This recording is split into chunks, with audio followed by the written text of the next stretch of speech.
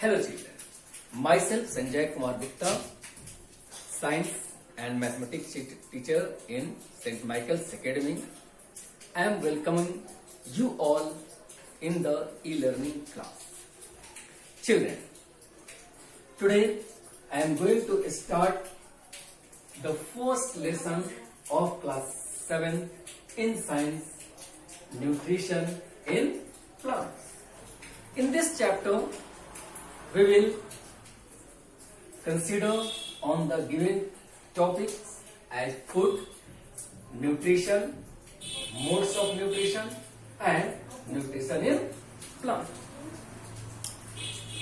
Students, you know that food is the basic requirement of all living beings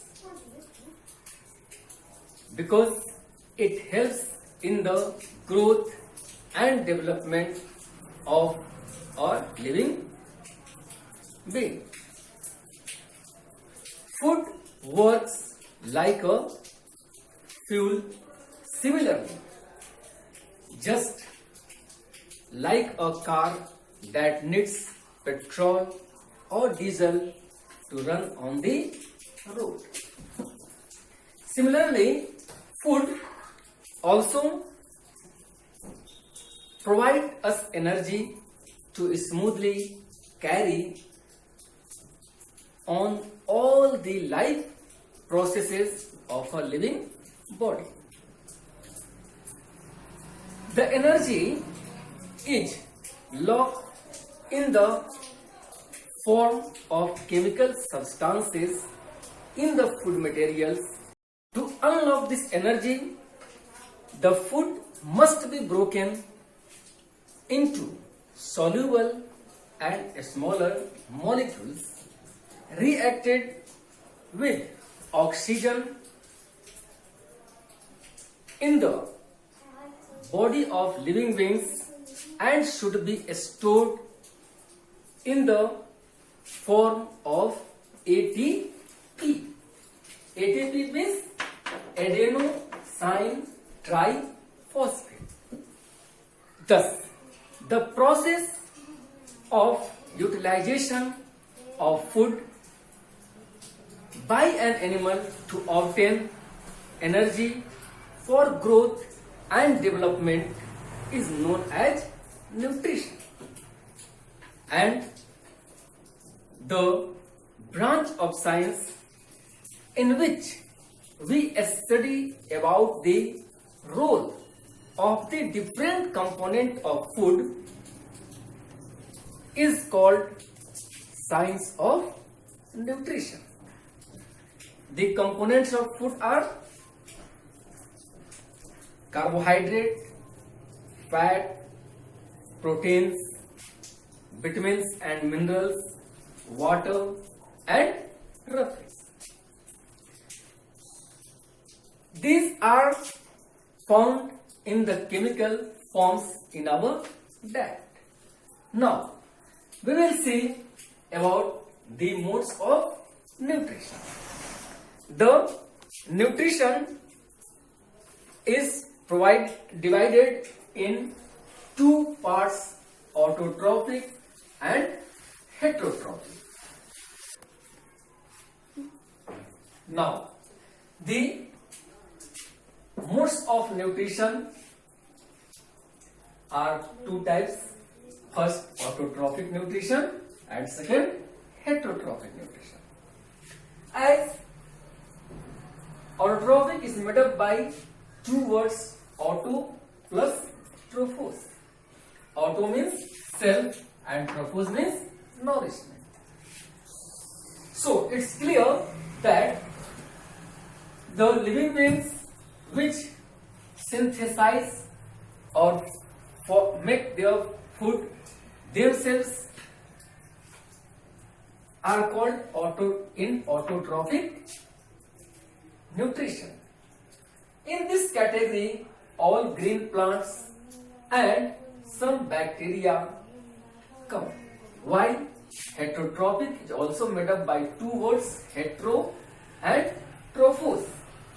Hetero means other and trophos means nourishment. So,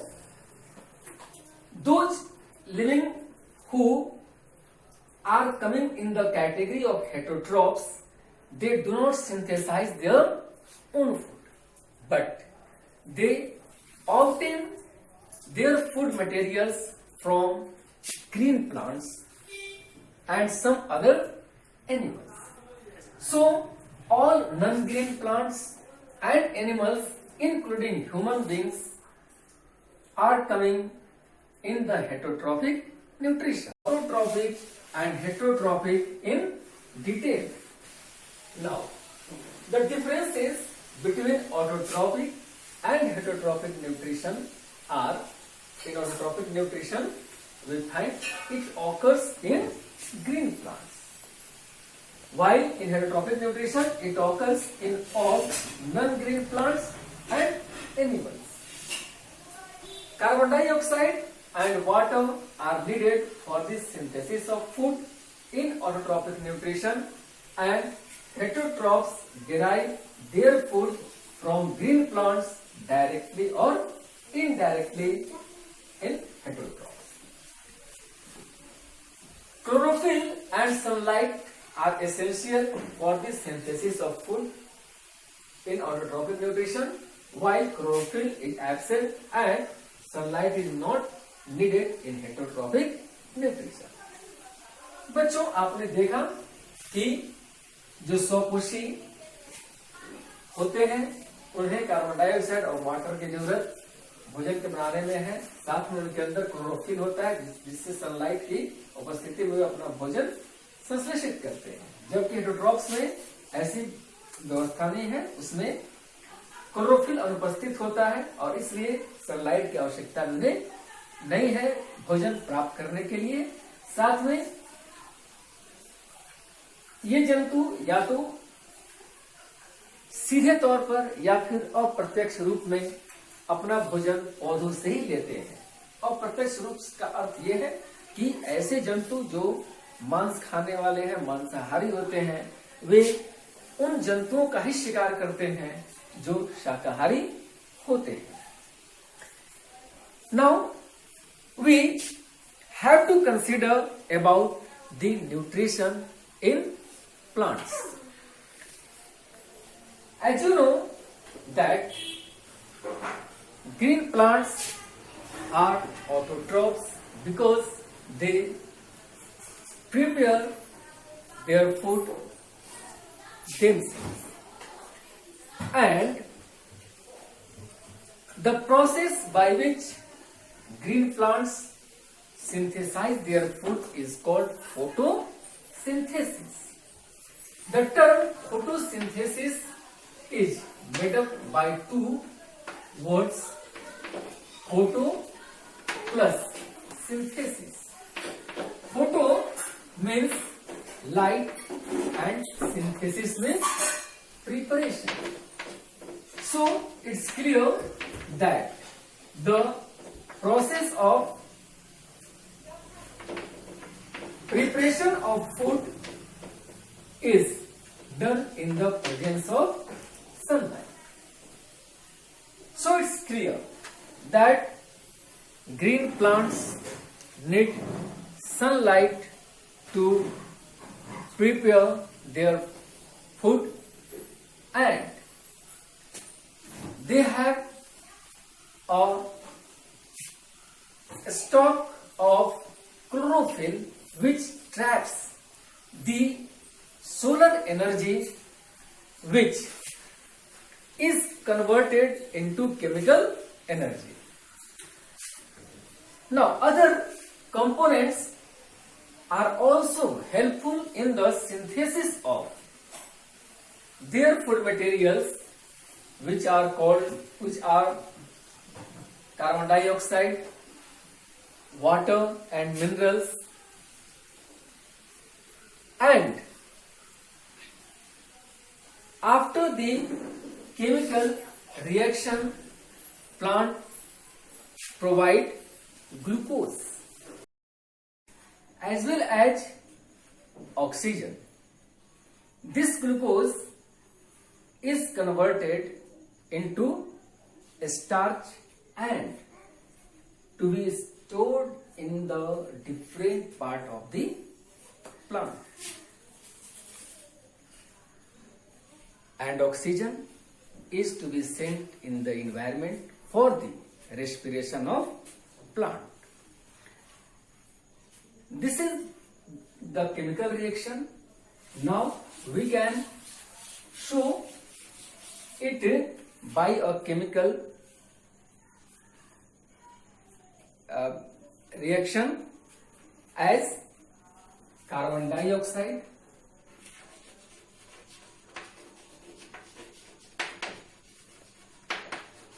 plus water form glucose and oxygen. As you know, this process is done in the presence of chlorophyll and sunlight.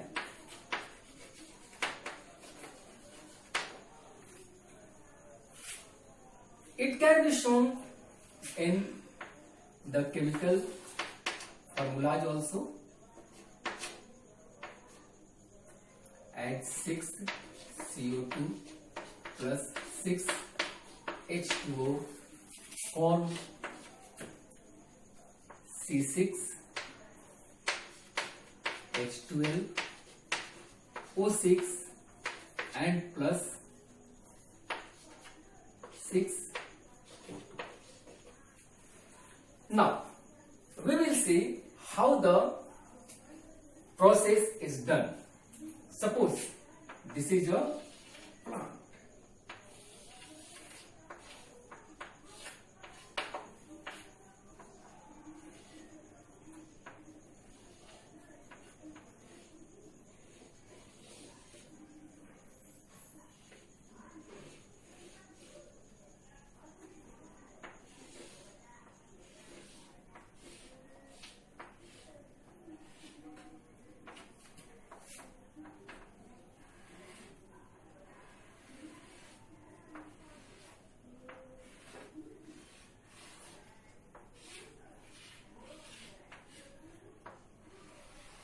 Now, this is the leaf.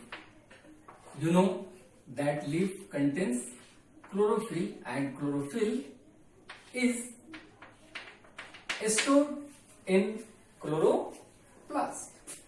So, chloroplast traps solar energy.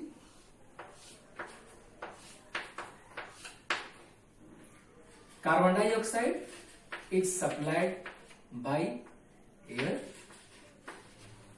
Water and minerals are absorbed by root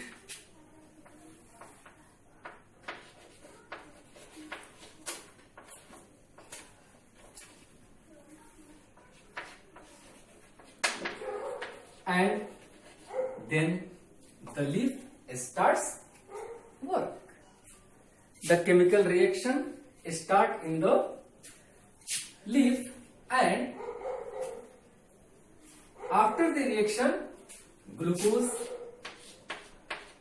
and oxygen are to be formed.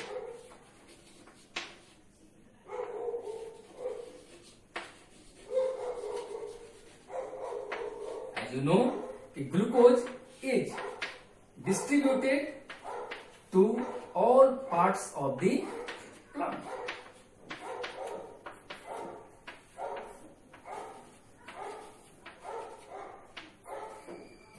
Now, the tube that carry these items as water and minerals through the leaf is called xylem.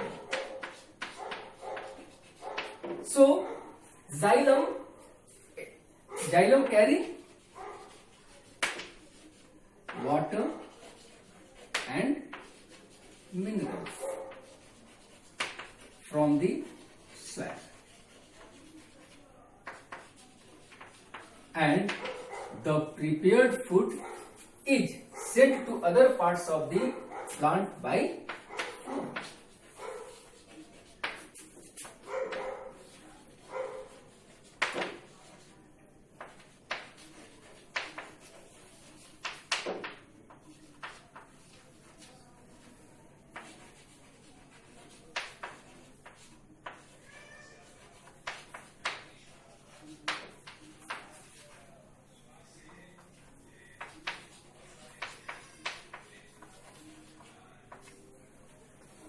Thus, the process completes in the plant.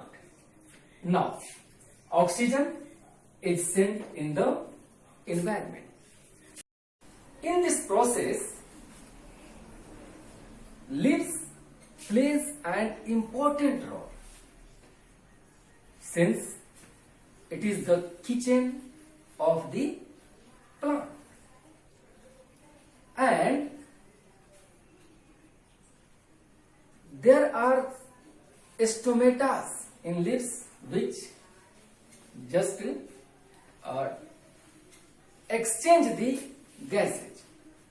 Stomatas work during daytime. In fact, the stomatas opens in the presence of sunlight. Suppose this is stomata.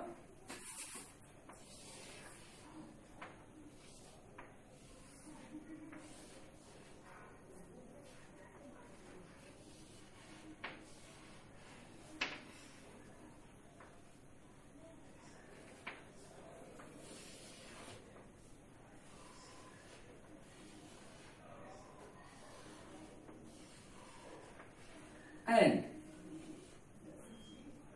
during the daytime, these stomata opens,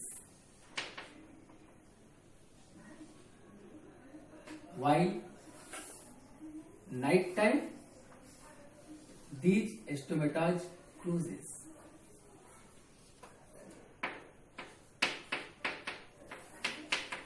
The openings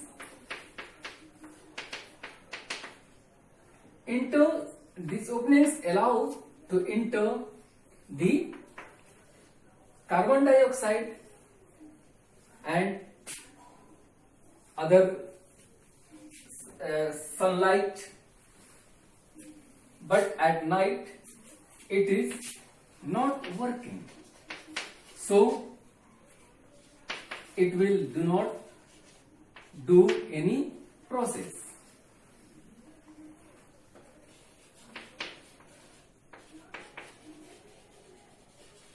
As well as the closed stomata save or prevent the water to comes out, so that the moisture do not be lost by the plant. Solar energy is the ultimate source of energy because it is provided all the plants as well as animals, and this energy is converted into chemical energy in the plants. Now we will see about the heterotrophic nutrition of plants in the next video.